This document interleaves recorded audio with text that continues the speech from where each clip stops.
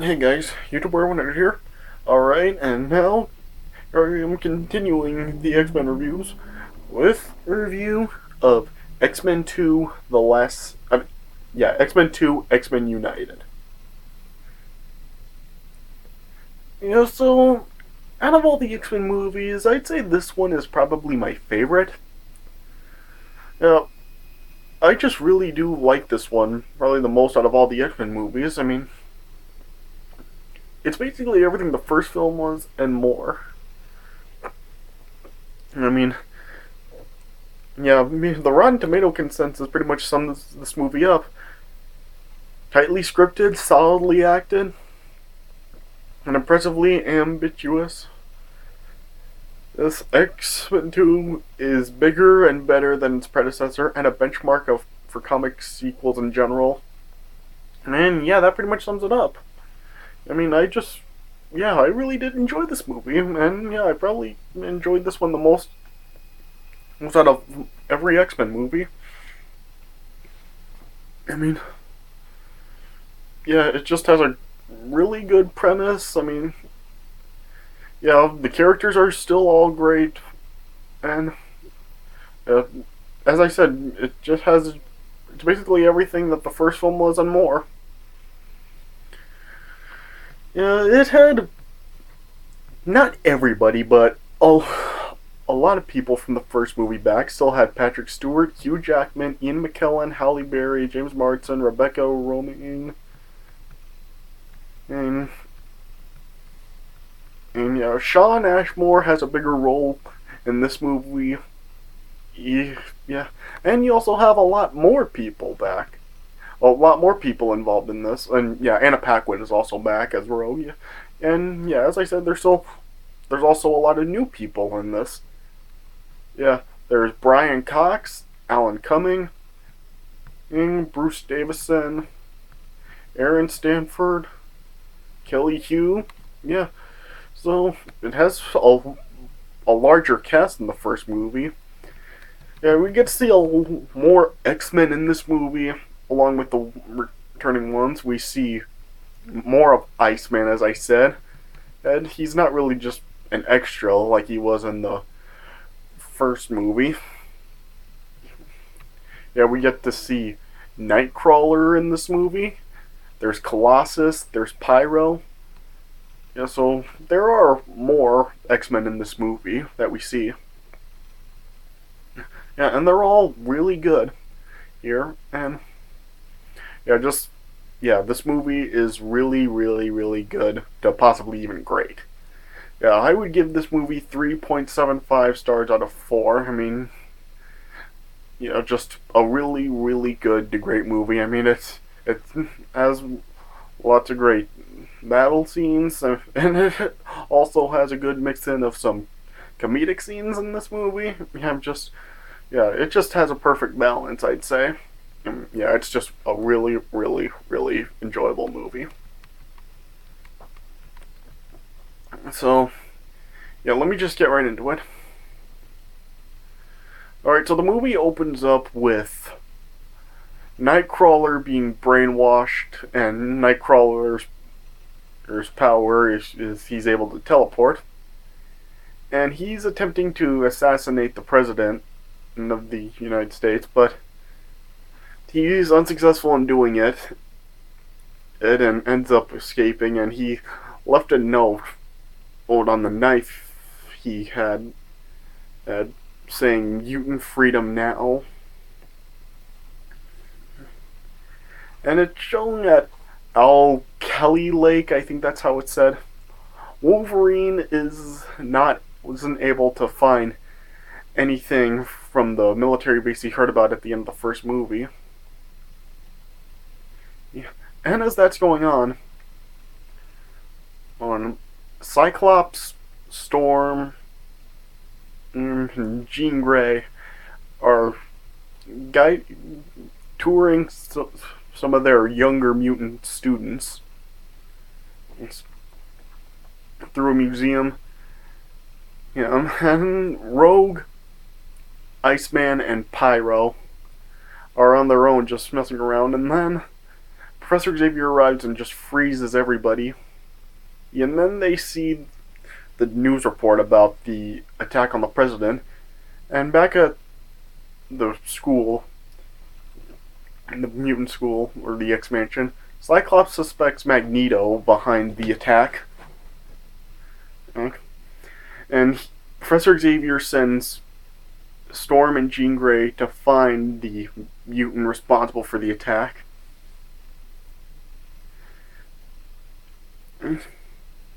And Wolverine arrives back at the school also. And Professor Xavier informed Wolverine about what was going on, and he sent Storm and Jean Grey to Boston to try to find Nightcrawler. And it also shows Magneto still in prison in his plastic cell. And then a government operative, William Stryker, has actually been brainwashing Magneto with some kind of injectable drug to get Magneto to actually tell Stryker more about Cerebro. And Professor Xavier and Cyclops decided to go visit Magneto to learn more about what was going on with him. And Professor Xavier left Wolverine at the school to watch after all the students and mutants. And it showed Wolverine was still having some nightmares about how when he did become Wolverine and was given his powers. And eventually Storm and Jean Grey arrive in Boston and they find Nightcrawler at a church. And Nightcrawler is telling the two of them like how he actually ended up the way he was.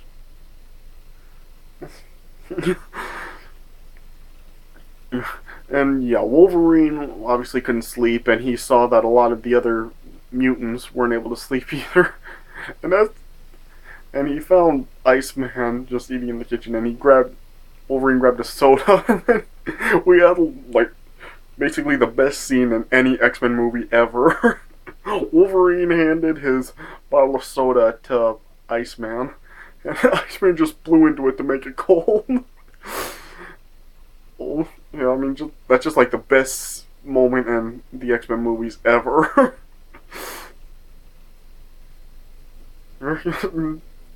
And he's just like, thanks, no problem. Yeah, just like, that scene's awesome.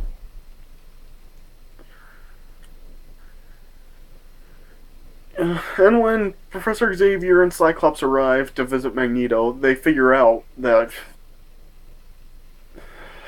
Magneto has actually been injected and brainwashed.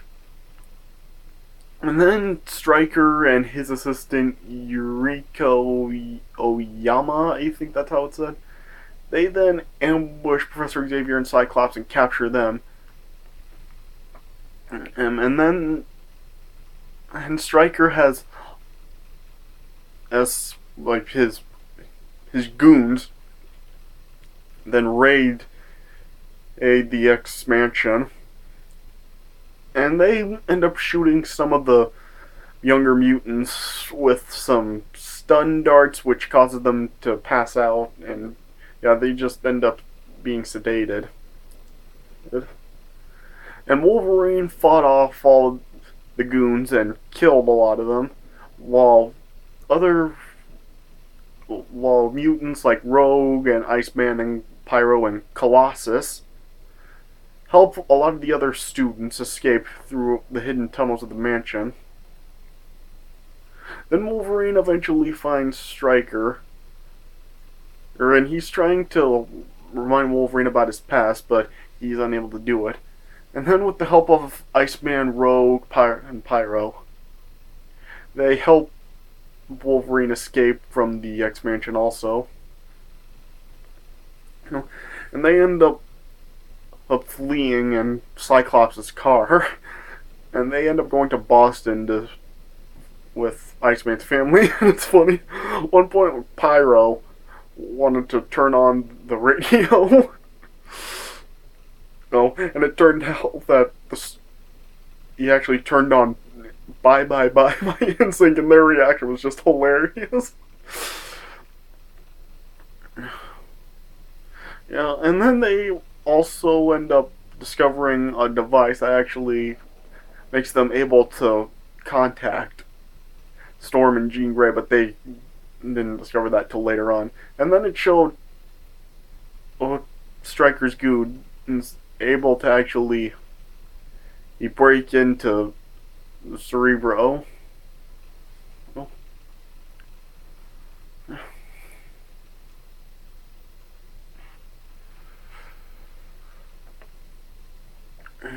And Mystique is also still back. She's back too, and yeah, she's like as shown at the end of the first movie. She's still impersonating Senator Kelly, and she's also impersonating Yuriko, and she's able to find out more about Magneto's prison, and she learns about the plans of Stryker or making another Cerebro, and she helps Magneto escape from his prison. And then it shows Wolverine, Rogue, Iceman, Pyro arriving at Iceman's parents' house. And yeah, and Iceman sits them down and just tells them about what he's really been doing, because his parents think that he actually went to a prep school and not a mutant school. And as they were explaining to his parents what's actually going on with them, his brother Ronnie ends up calling the police about them being there, and Wolverine is eventually able to contact Storm and Jean Grey. Okay? And yeah, he tells them where they are, and Storm and Jean Grey then headed to pick them up. And then the police eventually arrive, and one cop is told Wolverine to drop his knives. And Wolverine tried showing the cop that the knives are actually part of him. And then as he was trying to show him, the cop then just for absolutely no reason shot Wolverine in the head, and that just pissed me off. I mean, I really hate when cops do that. They just shoot for absolutely no reason. And yeah, Pyro then fended off the police using his power of fire projection. And Rogue eventually stopped him from doing it, and then the bullet, and of course, really didn't do that much damage to Wolverine. It just obviously didn't go through his head or skull, and then eventually just fell off, and Wolverine, of course, healed himself. And then, Storm and Jean Grey arrived in the X-Jet to pick all of them up. And it showed that the X-Jet was being chased by a couple of Air Force fighter jets. And they were trying to outrun the jets. And then the jets fired a couple of missiles at them. Jean Grey was able to destroy one, but they get hit by the other. And then Rogue appears to then fly out of the jet, but then Nightcrawler uses teleportation powers to retrieve Rogue and bring her back into the jet. Before the jet could actually crash, Magneto actually saved it down from crashing. And I also haven't said yet, I do like what they do with Magneto in this. I like how he's not really he's not really a villain in this movie. I mean, it's shown that he really still is, technically is still a villain by what he does around the end of this movie. But for most of this movie, he really isn't a villain. I mean, he really acts as one of the good guys of this movie along with Mystique. So I like what they do with that. like how Magneto's not really the villain of this movie. They really have Stryker as the villain, and Magneto is actually helping the X-Men. I do like what they do with that. Yeah. And yeah, then Magneto then was told all of them about the attack Stryker actually orchestrated on the president, and he raided the school to steal all the Cerebro's parts and make his own. And he has plan, and his intent was to connect Professor Xavier to the other Cerebro that was actually at a secret base. And yeah, then all the X-Men decided to team with Magneto and Mystique to stop Stryker. And we had a small part where we had Mystique and Nightcrawler are speaking with each other. Yeah, we know like they are mother and son, but yeah, they don't really like reveal that in this movie. And yeah, they really don't.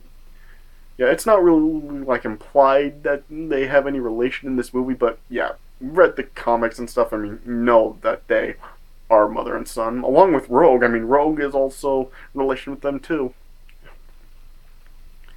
And after Jean Grey read through Nightcrawler's mind, she then and found out that Stryker's base is actually at Alkali Lake inside of the dam. And it shows that Stryker is actually using his son Jason to actually get control over Professor Xavier and brainwash him to kill every mutant with the second Cerebro. And yeah, it's showing Mystique then infiltrating the base as she's impersonating Wolverine.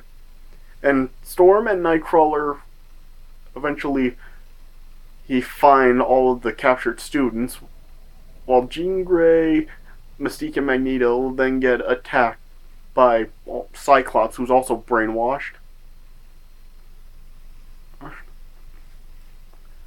And yeah, Jean Grey uses her telekinetic blast to clash with Cyclops' blast and free him from his brainwash, and it also ends up cracking the dam in the process.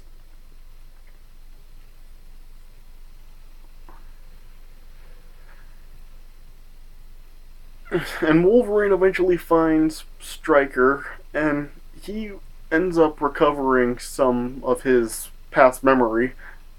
And he also ends up killing Yuriko.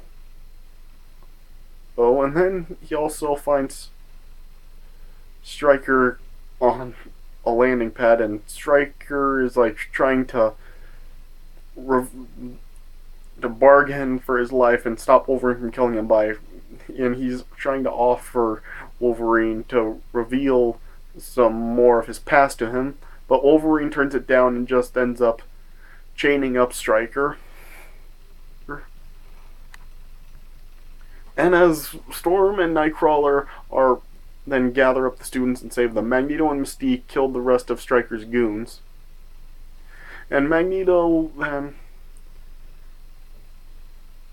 and stopped Professor Xavier and Jason from using the Cerebro on the mutants.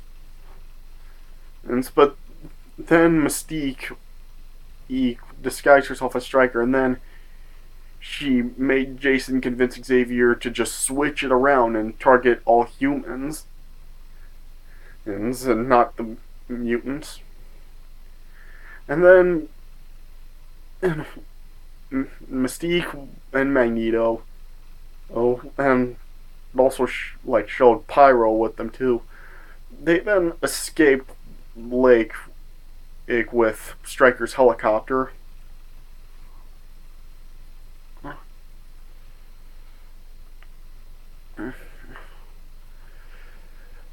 And yeah, they ended up chaining Stryker till just some concrete rubble.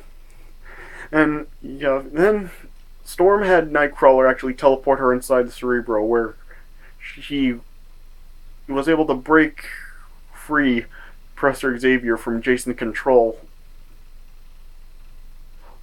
After she created a snowstorm to break up Jason's concentration on Professor Xavier.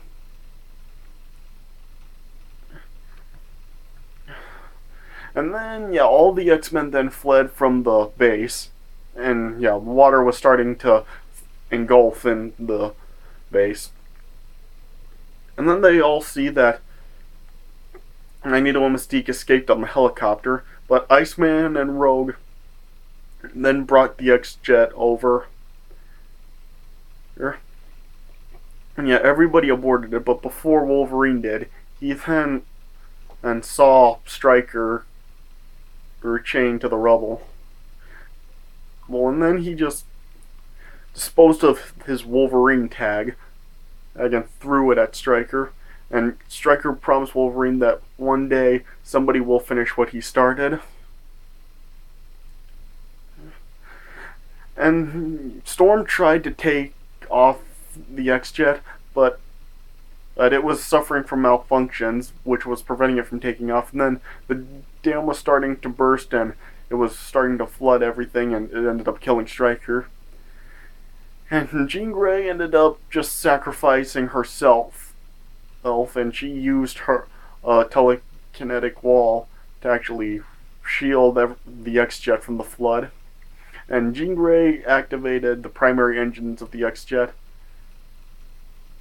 And yeah, she brought all the water down on herself, and yeah, then she's presumed dead. And both Wolverine and Cyclops, of course, like, yeah, they didn't take that well at all.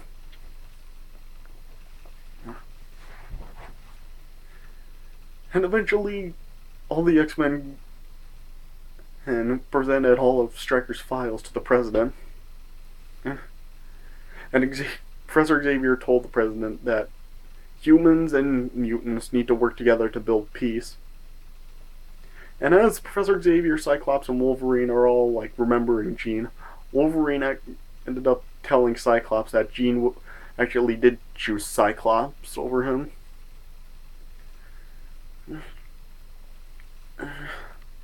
And as Professor Xavier is like lecturing some of the younger mutants, and he's asked if he's alright, everything's alright, and he says he does believe everything is alright, and then it shows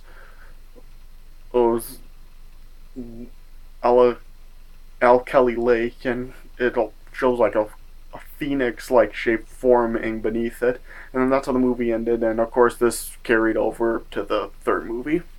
So yeah, like I said, 3.75 stars out of 4, or I mean, just a really, really good, great movie. Like I said, it's probably my favorite X-Men movie out of all of them. I just really do enjoy this movie, and yeah, it's a really, really good, great movie, and yeah, I really did enjoy it from start to finish. Alright, so that does it for my review of X-Men 2. I hope you guys enjoyed this review. So, yeah, thanks for watching, and I'll see you guys later.